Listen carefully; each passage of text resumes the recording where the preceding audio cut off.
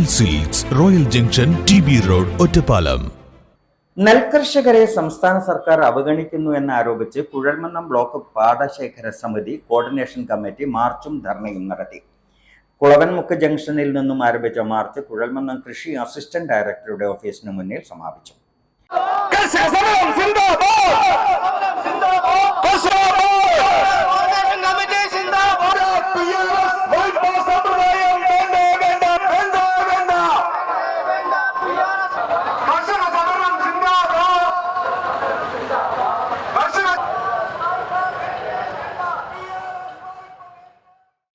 കുഴൽമന്നം ബ്ലോക്കിലെ 7 പഞ്ചായത്തുകളിൽ നിന്നുള്ള കർഷകർ പങ്കെടുത്തു. സംഭരിച്ച നെല്ലിൻ്റെ വില ഉടൻ വിതരണം ചെയ്യുക, നെല്ലിൻ്റെ വില 40 രൂപയായി വർദ്ധിപ്പിക്കുക, വന്യമൃഗശല്യത്തിൽ നിന്നും കർഷകരെയും കാർഷിക മേഖലയെയും രക്ഷിക്കുക തുടങ്ങിയ ആവശ്യങ്ങൾ ഉന്നയിച്ചായിരുന്നു പ്രതിഷേധം.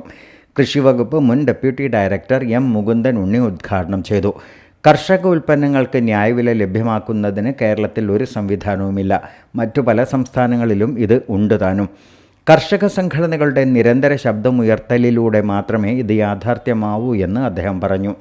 മറ്റുള്ള സ്റ്റേറ്റുകളിൽ പോലെ കേരളത്തിലും ഒരു marketing directorate, agriculture marketing directorate എന്ന് പറയും, റെഗുലേറ്റഡ് മാർക്കറ്റിംഗ് എന്നൊക്കെ പറയും.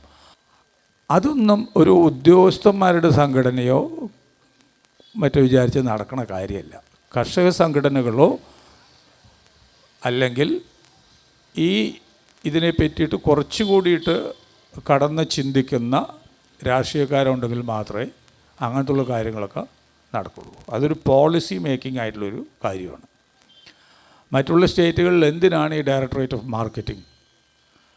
മാർക്കറ്റിന് മാത്രം ഒരു ഡയറക്ടറേറ്റ്. ഇതൊക്കെ മാർക്കറ്റിംഗ് സ്ട്രാറ്റജിയാണ് അവരുടെ ഈ ഡയറക്ടറേറ്റ് ഓഫ് മാർക്കറ്റിങ്ങിൻ്റെ. അതുപോലൊരു ഡയറക്ടറേറ്റ് ഓഫ് മാർക്കറ്റിംഗ് കേരളത്തിലില്ല. അപ്പോൾ നമ്മളുടെ പ്രൊഡക്റ്റിനുള്ള വില പറയാൻ ആരാ ഉള്ളത്? RKMS ദേശീയ coordinator advocate KV Biju, general convener MC Muraleedharan, PR Karunakaran, Sajeesh Kuthannur, S Athirathan, Raghu M, Raveendran V, Suresh Kumar, Sivanandan K, Ashokan KC, Selvan എന്നിവർ സംസാരിച്ചു. Time kids pre school, Mannannur road, Vaniyamkulam. .view news, കാഴ്ചകളാണ് ലോകം, കണ്ടു തുടങ്ങുക.